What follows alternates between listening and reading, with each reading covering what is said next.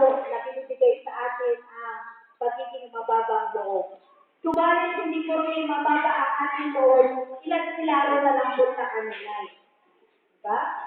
So, mahinaot ko mga bayi, makita nyo, nakainani ko kay I am from people.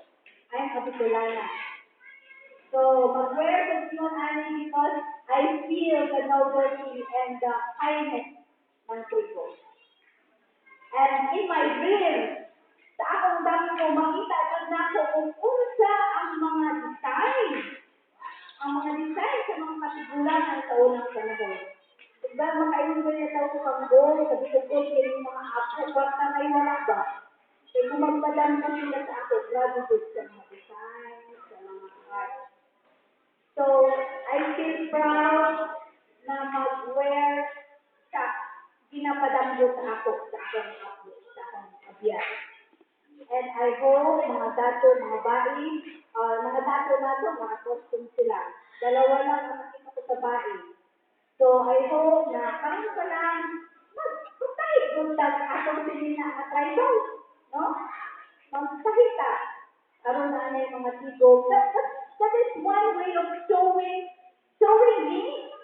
them that you govern, that you feel proud of your culture. Ang problema kasi ngayon, medyo hindi na kayo bilib sa kultura nyo. Ako, bilib na bilib ako. Kaya kong ipagtanggol ang mga katutubo. Kaya ko. Kasi, hindi lang kayo winalan ng karapatan sa inyong resources, kundi sa inyong day-to-day living. Sobra ang injustices. So, ang injustices na yan, itusun natin sa mga apo sa atong pagpanubad karon na muhangyo ta sa mga magbabaya na pinaagi sa atong pagpanubad karon at tagaan at pamamahagi na lakit mo. Dili pamamahagi na makapadulong sa tuwa sa kadautan. Kaya ganang klase ang pamamahagi. Bukwatan pamamahagi sa mga apo na ikadiyos sa mga apo. May bindisyon. So, mga hinaot ko, mga bahay next time, when we have the council of bahay and the council of dato, we wear what we must wear. So that when we go to the Senate, ngayon pa lang, maghahanap na kayo ng gamit niyo. Because we will tell the world that we can govern. No?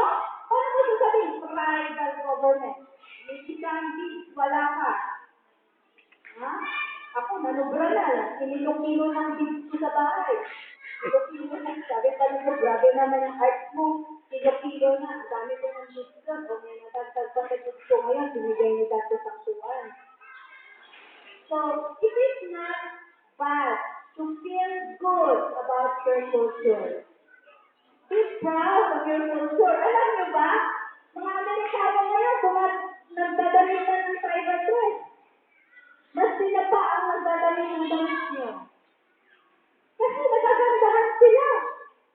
Tapos kayo, hindi ko naman sinasabi, baka may mga damit naman kayo sa bayan. Pero hindi ko sabihin, be proud. Be proud of your culture. Kasi sa NCCA ako nag-evaluate ako ng mga tribo. Bakit ko siya binigyan ng fan? Hindi ko naman nakita siya na proud sa doon. I-evaluate ko ang tribo. Bakit ko sa binigyan ng gano'ng project? Hindi naman siya marunong maggasa. Kung gasa ang project, dapat na marunong maggasa yan.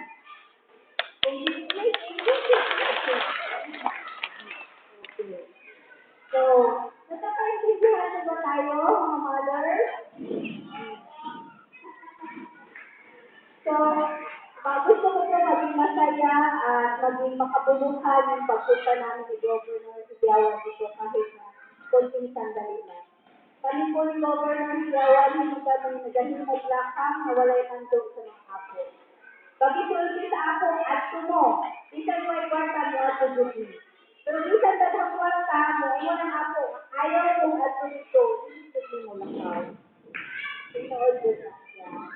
So, maunang mapalas at adlaw magigahin sa magbabaya na magkita-kita ang tangan na sa kausa pa, mauna-una ninyo pupunta mga pinumanon ninyo. Gabi ni, isa-isa ninyo na nakuha, pinakatulungan ninyo ay dasan ng tulungan ng dili. So, isunod na akong pakutana, pinaka-business na lang ninyo nabuhat, nagpapahiyog sila. So, maghinaot ko na hindi mo maulaw sa inyong tradisyon. Protektado mo sa IPRALO, Indigenous Peoples' Rights Act. O ang Federal Government of the Philippines, nag-connect na sa lain na tribo sa lain natin. Dahil man ang rayna sa Africa, nakabot na din sa Pilipinas. Mauna siya ang rayna sa Africa by land. Duntiyan mo, ang rayna sa Africa by land. So, ito siya sa mundo sa iyaha, anaas na mga kaliwan sa diri sa Pilipinas. O ka na nakasulat ko sa ilahang holy na libro. So, dili, magpili na dili, tamukulit sa lahat